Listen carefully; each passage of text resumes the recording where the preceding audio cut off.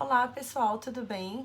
Eu sou a Jéssica Marchetti e hoje eu vim aqui no canal conversar um pouquinho com professores de dança. E especialmente aqueles que trabalham com os pequenininhos, no baby class, na educação infantil. E aí eu vou compartilhar com vocês o meu projetinho do Era Uma Vez no Balé.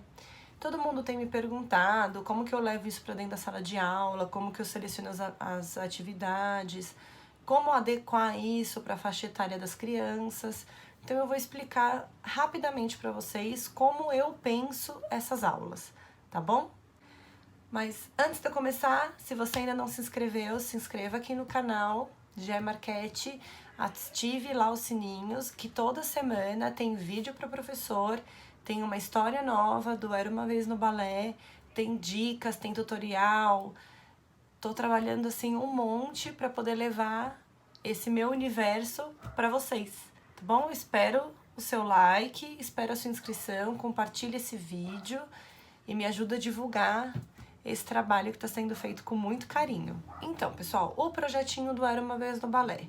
O que eu penso sobre ele? Muitas pessoas me falaram, mas trabalhar repertório com criança, como que você traz esses grandes clássicos? Tem histórias que são tristes, tem histórias que são mórbidas, tem histórias que tem morte. Gente, tudo que a gente vai trabalhar com a criança tem que ser adaptado para o universo infantil, certo? Certo. Mas a criança não tem perda? Infelizmente tem, as pessoas morrem todos os dias. Então a gente vai contar de uma maneira mais leve e vai ajudar essa criança até a lidar com o momento desse se essa hora chegar. Eu acho que essa é a importância da educação e do planejamento, de você pensar num contexto geral. Eu sempre falo, para eu trabalhar, trabalhar o desenvolvimento global. Desenvolvimento global, tudo. Então eu quero ajudar essa criança a estar fisicamente pronta e apta para ela fazer a atividade física que ela quiser, não necessariamente o balé. A gente sabe que essa preparação da criança, ela passa também pelas emoções, pelas situações que elas vivem em casa. Eu não sei como acontece com vocês, gostaria muito de saber, gostaria muito que vocês compartilhassem. Mas eu, dentro de sala de aula, eu tenho uma experiência já de... É ruim, né, gente, falar da idade, mas enfim... Eu já tenho 21 anos de sala de aula, dando aula de balé. E ao longo desse período eu já passei por situações incríveis, assim. Tanto de coisas positivas quanto de coisas negativas. Então, para isso, a gente tem que pensar sempre de uma maneira individualizada. E de preparar essa criança, esse adolescente, para o que tiver que vir pela frente. Voltando ao projeto, como que eu penso no projeto? Eu penso em situações do dia a dia. Então, morre, né? Briga, tem traição? Tem traição. Então a gente vai aliviando esses pontos, né? Nunca dando ênfase para eles na história, mas de uma forma divertida, de uma forma leve, vai contando isso para as crianças sim, tá? Eu não pulo nenhuma parte da história. As atividades. Eu preparo as atividades de acordo com o meu planejamento do que eu quero passar para elas de técnica. E aí eu vou adaptando isso dentro da história. Então, por exemplo, eu vou trabalhar as pisadas diferentes para elas fortalecerem, conhecerem, distribuir peso, ter equilíbrio e tal. Então eu uso essa parte do conteúdo na copélia, porque ela é uma boneca, então ela pode andar com o pé em flex, ela tira um pé do chão, ela pode andar com os pés para dentro, ela pode andar com os pés para fora, ela pode experimentar todas as pisadas. Equilíbrio. Nas minhas aulas da copélia, geralmente eu não dou o livro para elas equilibrarem na cabeça, eu levo um chapéuzinho de boneca que eu decorei e tal. E aí levo uma corda, elas andam com o chapéuzinho em cima da corda sem deixar cair, elas fazem gracinhas, elas mandam um beijinho de boneca. Enfim, você pode explorar um mundo de possibilidades. Lago dos Cisnes. Poxa, como trabalhar o Lago dos Cisnes com criança? Primeiro, o encantamento da história, né, gente? A história é incrível.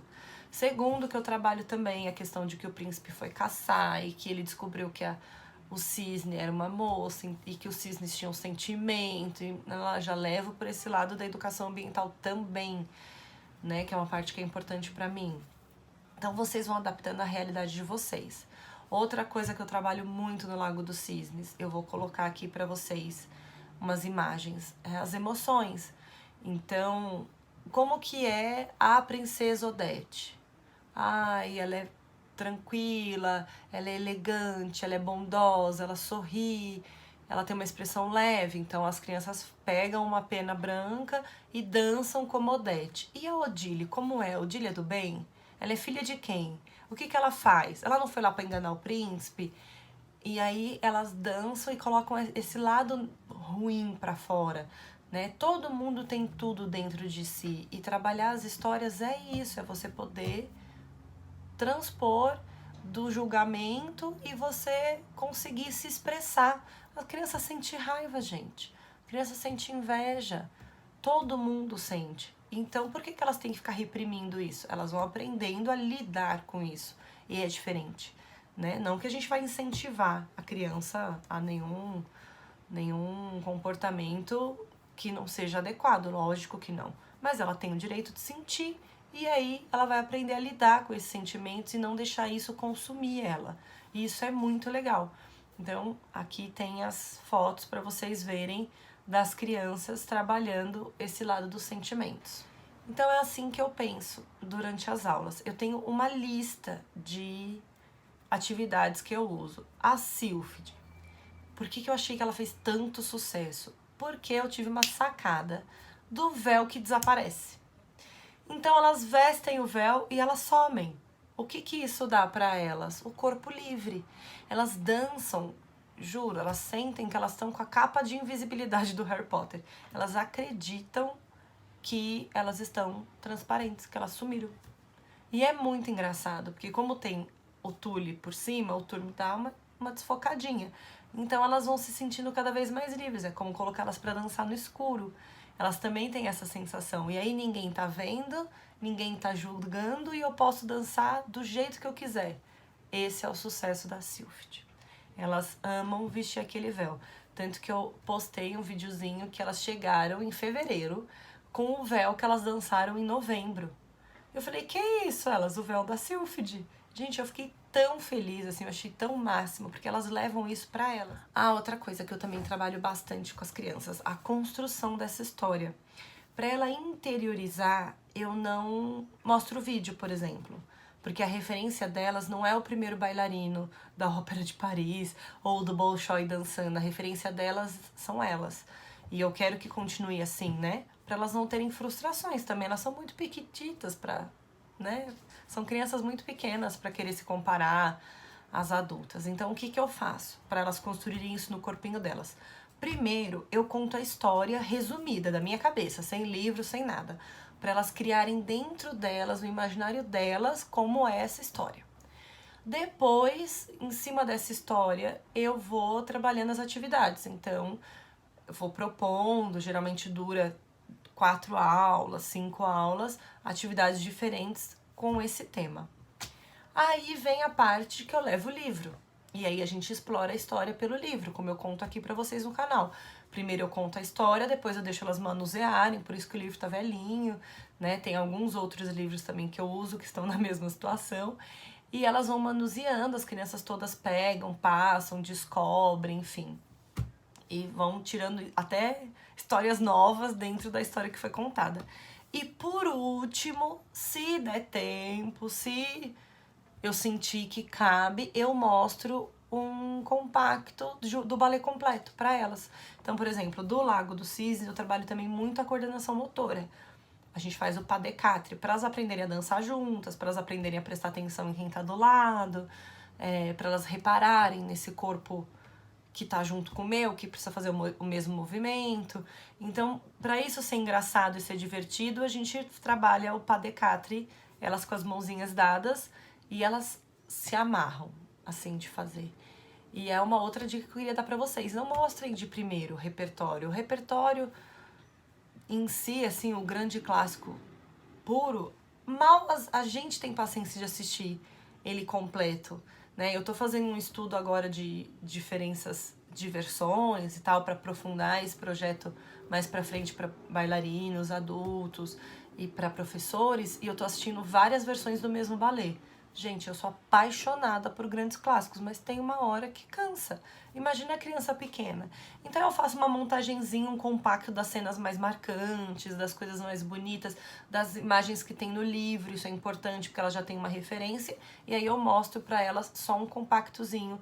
E aí quando elas crescerem, elas vão ter essa vontade, essa paixão, elas já vão ter essa identidade com o clássico, e aí vai ficar mais fácil pra elas assistirem e curtirem ele completo. E nossa função dentro do Baby Class, muito mais do que técnica, porque a gente sabe que criança não funciona com repetição, criança não vai trabalhar até exaustão, não deve trabalhar até exaustão, o corpo da criança não está preparado para ser forçado, para ter repetição, para forçar abertura, para nenhuma dessas cobranças é pertinente com uma criança de Baby Class.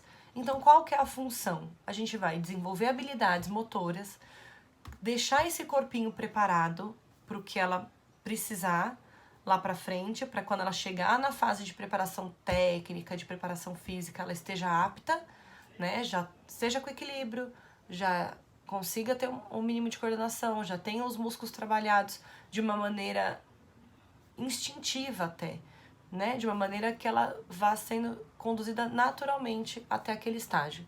Mas o mais importante, a gente desperta nessa criança o amor e a paixão pelo balé clássico, porque a arte é isso, ela é movida pelo amor. A dança, ela não vem do corpo, ela vem da alma, né? É outro papo que eu vou ter com vocês logo. Qual que é o corpo da bailarina? Quem pode dançar balé? Por que eu acredito tanto nesse balé para todos, nessa dança para todos, nesse mundo para todos? Então esse é um próximo papo que eu vou ter com vocês. Então a criança ela vai aflorar esse sentimento. E a criança que gostar vai gostar e vai se apaixonar e vai levar para o resto da vida. E a criança que tiver um outro tipo de perfil, que não for, ah não, balé não é pra mim, tá? Mas ela vai ter uma memória afetiva gostosa, porque as aulas foram divertidas, porque as aulas foram prazerosas, porque não teve fila para ficar esperando, porque não é aquela coisa maçante. É óbvio que a gente tem realidades e realidades. Eu trabalho com fila na minha turma. Às vezes eu preciso, às vezes as minhas turmas estão com 37, 40 crianças, eu não tenho como organizá-las de uma outra maneira. Mas eu gostaria que elas estivessem em fila? Não, eu gostaria que tivesse todo mundo no movimento dinâmico, mas nós temos realidades e realidades. Então a gente tem que buscar, dentro das melhores possibilidades que nós temos, dar o nosso melhor para as crianças. Eu espero que tenha esclarecido um pouquinho para vocês. E qualquer dúvida que vocês tenham, me procurem, eu fico super feliz de compartilhar, de ajudar. Esses dias uma professora muito querida do Rio, a Elane, ela me mandou uma mensagem que ela estava fazendo a história da Bela Adormecida e me perguntou como que eu trabalhava, porque ela fez um curso que eu dei há uns anos atrás sobre a criança e os grandes clássicos e ela se lembrava muito do Encantamento, do Lago dos Cisnes e tal. E ela falou, como que eu trabalho com meninos? Aí eu falei, bom, eu costumo trabalhar sempre sobre as fadas, né? Quando eu sempre busco da história para levar para a criança o que ela pode dar de melhor. Então eu falo para elas, como que vocês presenteariam a Aurora? Então, quais são os sentimentos que vocês querem que cerquem ela quando ela crescer? Então elas sempre vão tirando esse melhor, esses desejos, vibrando nesse positivo, e a gente sempre espalha isso pro mundo no final da aula. E aí eu fui conversando com ela, aí eu falei pra ela fazer isso e só que não usar a figura da fada, né? A gente só leva o presente. Nós, como as fadas, fomos convidadas a levar esse presente. Então, como que os meninos vão levar esse presente? Da mesma forma, eles não podem desejar tudo de bom pra alguém?